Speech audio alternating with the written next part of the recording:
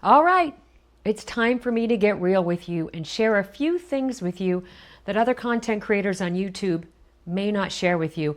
But I know from your views, your attention to certain videos, and from your comments, you do not want to overpack. So I'm going to share with you today 2 things that you are almost certainly doing now that are contributing to overpacking. I know because these are things that I've done, my friends do, and I see people doing all the time. Don't worry, at the end, I'm going to share with you a very simple way to address these challenges so that you can pack efficiently and lean. It's really going to help you. So let's waste no time and get started. The first thing you are probably doing is what I call the pile. The pile that is in the corner of your bedroom, or it actually may be on a spare bed, a couch, a piece of luggage.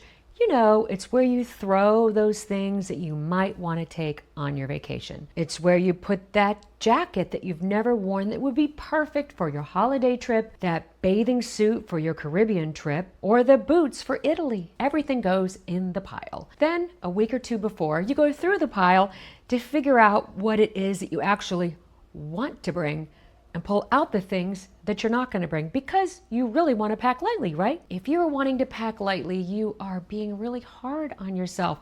So if you were trying to go on a diet or eat light, would you get all the food out of your refrigerator and cupboard that you might want to have for breakfast so that in the morning you could sort through and pick those few things that you're going to actually eat? Does getting all that stuff out actually make it easier to eat less? So let's get right to the next thing. The next thing is what I call retail packing. Retail packing is where you're walking through that store, maybe you're browsing through an online store, and you see the perfect toiletry bag or the perfect pair of hiking shoes that you're going to wear in Arizona for your trip to Aunt Pat. Whatever it is, now you buy this thing.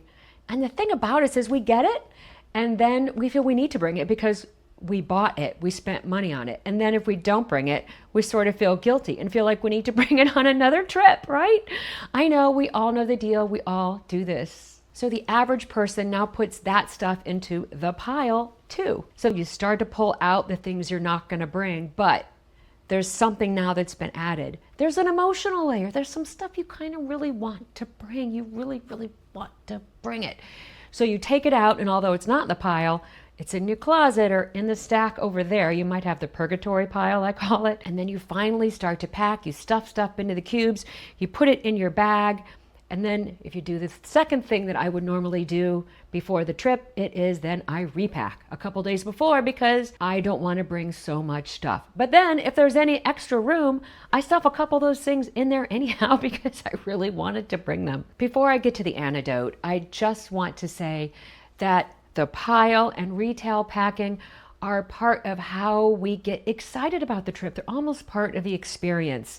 I've always enjoyed packing because I thought it was just a part of kind of an extension of the trip. And those things are okay. But let's talk about how you can do those things without undermining your desire to pack light. So here is my very unsexy but practical and it works tip, and that is to spend 10 to 15 minutes making a list. I have my list right here. If you want to do it on a computer, then you'll always have it for the future. You just make your categories. You have what are you going to sleep in? What are you going to work out in? What are you going to go to dinner in? What are you going to tour in? What kind of toiletries do you need? What do you need for health and wellness? What shoes are you going to bring? Write it down. Go through the list logically. Pare it back to what really makes sense. I have a whole list that I keep, and I go through it each time and redo it a little bit to try to keep me on track. You're thinking, I have it all in here, Darlene. I've done this before. I'm an experienced traveler. I don't need to write it down. It's right here. Trust me, write it down. You won't be sorry. It's going to help you be so much more efficient, and it really is you being good to your future self. By the way, if you've had an aha moment during this video, please be sure to subscribe with the notification bell on and give us a like. So now you've made your list. Now you can do your retail packing. Now you can throw your stuff in the pile.